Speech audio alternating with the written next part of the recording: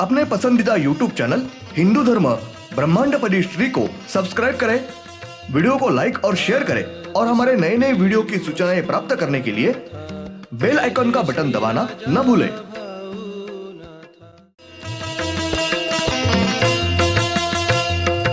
आरती सप्रेम मस्को बाना था, जय जय श्री राजा भाऊनाथा। ॐ भूर्भुर्गव आदिशक्ति ब्रह्माण्डच्च दिव्यशक्ति प्राप्त्यर्थच्च परमेश्वराय नमेन गायत्रीयं कालभैरव दिव्यशक्ति नमो शिवाय।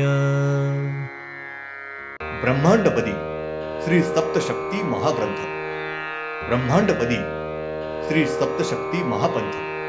सत्य हाच धर्म, जसा खवळलेला समुद्र, जसा पूर्ण आकाश, जसा सूर्य, तसा मी। शिवोहम। पिछले यानी भाग 47 में हमने देखा ऊपर के ब्रह्मांड के नोक के पास गई और वो ज्योत ब्रह्मांड के ऊपर के नोक के पास बहुत देर तक खुद के आजू बाजू प्रचंड गति से गोल घूमती रही। तब वो ज्योत खुद के आजू बाजू प्रचंड गति से गोल घूमते हुए वो ज्योत तेजस्वी ज्योत ने प्रचंड बड़े प्रखर बिजली का रूप धारण किया। बहुत ही दिव्य बड़ी है ऐसी बिजली कतराते हुए प्रचंड गड़गड़ाहट करते बिजली प्रचंड गति से नीचे पृथ्वी के तरफ बढ़ी और मूल नीचे के पृथ्वी के पेट में वो बिजली प्रचंड गति से गड़गड़ाहट करते हुए पृथ्वी के पेट में अंदर घुसी और वो बिजली पृथ्वी के पेट में गुप्त हो गई। अब भाग 48। जिस जगह वो बिजली पृथ्वी के पेट में अंदर प्रवेश करके गुप्त हो गई थी, उस जगह से बहुत ही प्रचंड गति से पानी का सैलाब पृथ्वी के पेट के बाहर आया और वो पानी का सैलाब आकाश में ऊपर उड़ा और पानी के सैलाब के जगह से संपूर्ण पृथ्वी पर पृथ्वी भर के उस पानी का प्रचंड समंदर तैयार हो गया। संपूर्ण पृथ्वी के इस छोर से उस छोर तक पृथ्वी के चारों ओर सभी दिशा भर के बहुत ही प्रचंड बड़ा सर्वत्र समुंदर तैयार हो गया। समुंदर के पानी की लहरें संपूर्ण पृथ्वी पर उछल कूद कर रही थी। मूल नीचे के पृथ्वी पर निर्माण हुए समुंदर के पानी का स्वाद नमकीन न होकर वो समंदर मीठे पानी का स्वाद का था। समंदर का पानी ये पीने लायक मीठा था। समुंदर का पानी पृथ्वी के पेट में का था। मानव के शरीर में जैसे खून का प्रवाह होता है, साथ ही पृथ्वी के पेट में पानी का प्रवाह होते हैं। उस पानी के प्रवाह ये पृथ्वी के पेट में पृथ्वी का खून होता है। पृथ्वी के पेट में का पानी यानी पृथ्वी का खून, इससे पृथ्वी पर सर्वत्र समंदर तैयार हो गया था। बहुत समय जाने के बाद पृथ्वी पर समंदर के पानी की लहरें शांत होने के बाद पृथ्वी पर सर्वत्र शांत वातावरण निर्माण होके उसके बाद पृथ्वी के पेट में प्रवेश की हुई वो प्रखर दिव्य बिजली, उस बिजली ने पृथ्वी के पेट के अंदर वापस अपने मूल दिव्य ज्योति का रूप धारण किया और वो ज्योत धीरे धीरे पृथ्वी के पेट में से समुद्र के पानी के ऊपर आई और वो ज्योत धीरे धीरे खुद के आसपास गोल घूमते घूमते ब्रह्मांड के ऊपर नोक के पास गई और वहां से ऊपर के संपूर्ण ब्रह्मांड पर वो ज्योत सर्वत्र भ्रमण करने लगी और वो ज्योत ब्रह्मांड में बहुत समय सर्वत्र भ्रमण करते रहने के बाद वो ज्योत वापस वैसी नीचे पृथ्वी के पास धीरे धीरे आकर समुद्र के पानी में वापस पृथ्वी के पेट में प्रवेश करके गायब हुए। 26 पंचमहाभूते इनकी एक साथ रहने वाली दिव्य तेजस्वी ज्योत मूल पृथ्वी के पेट के अंदर बहुत समय से वो दिव्य ज्योत रुकी हुई थी। तब उस दिव्य ज्योति ने पृथ्वी के ऊपर समंदर के पानी में मूल चंद्र यह रूप धारण किया। दिव्य प्रखर तेजस्वी ज्योति का मूल पहला चंद्र तैयार हो गया और वो चंद्र धीरे धीरे समंदर के पानी के ऊपर आने लगा। वो चंद्र धीरे धीरे पानी के ऊपर आते आते ऊपर ब्रह्मांड में धीरे धीरे ऊपर ऊपर जाने लगा। मूल चंद्र ये ब्रह्मांड के ऊपर नोक के पास गया। तब उसकी वजह से चंद्र ने खुद के आसपास एक परिक्रमा पूरी की और वो चंद्र खुद के आसपास बिल्कुल धीरे धीरे घूमते भ्रमण करते ब्रह्मांड में सर्वत्र घूमने फिरने लगा। वो चंद्र सर्वत्र घूम फिरकर वापस धीरे धीरे नीचे आने लगा और मूल चंद्र वैसा ही धीरे धीरे नीचे आकर वापस पृथ्वी पर समुद्र के पानी में प्रवेश कर के गायब हुआ और तुरंत मूल चंद्र इन्होंने समुद्र के पानी में नए दूसरे चंद्र का निर्माण किया और मूल चंद्र इन्होंने नया दूसरा निर्माण किया हुआ चंद्र इसे अपने माथे पर लेके मूल चंद्र ये धीरे धीरे वापस समुद्र के पानी के ऊपर आने लगे और दोनों चंद्र के पानी के ऊपर आने के बाद दोनों भी चंद्र ये खुद आजू बाजू गोल घूमते घूमते परिक्रमा करके ब्रह्मांड में धीरे धीरे ऊपर ऊपर जाने लगे।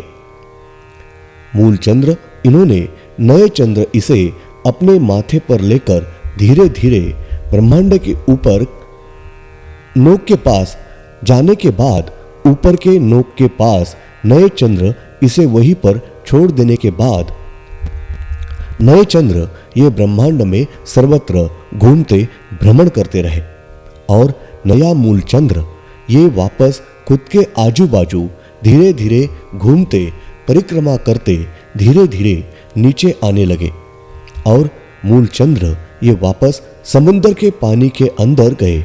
बहुत समय तक मूल चंद्र ये पृथ्वी के ऊपर समुद्र के पानी में रुके रहे। ब्रह्मांड में के वातावरण में सारी मूल शक्ति रुक गई थी।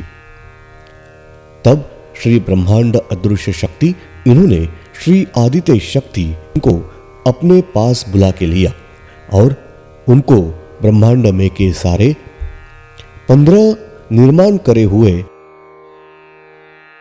चंद्र के उनके ऊपर अमावस्या और पूर्णिमा का आकार देने वाले ग्रह का रूप धारण करके रुकने की और ब्रह्मांड के वातावरण में अमावस्या और पूर्णिमा को आकार देने का कार्य करने की आज्ञा की।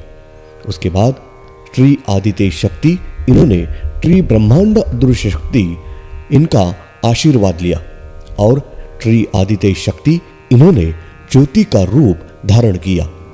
श्री आदित्य शक्ति इन्होंने ज्योति का रूप धारण करने के बाद उनके मूल ज्योति में से एक नई ज्योत का निर्माण हुआ और वो ज्योत वहां से निकली और ब्रह्मांड में के वातावरण में ऊपर के नोक पर मूल चंद्र इन्होंने छोड़ा हुआ जो नया दूसरा चांद निर्माण किया था उस चंद्र पर वो ज्योत आके रुकी और उस ज्योति ने नए दूसरे चंद्र इनके सर पर अमावस्या और पूर्णिमा का आकार देने वाले ग्रह का रूप धारण किया और उस ग्रह ने चंद्र के ऊपर ठहर कर अमावस्या और पूर्णिमा को आकार देने का कार्य शुरू किया। मूल चंद्र ये समुद्र के पानी में रुके हुए थे।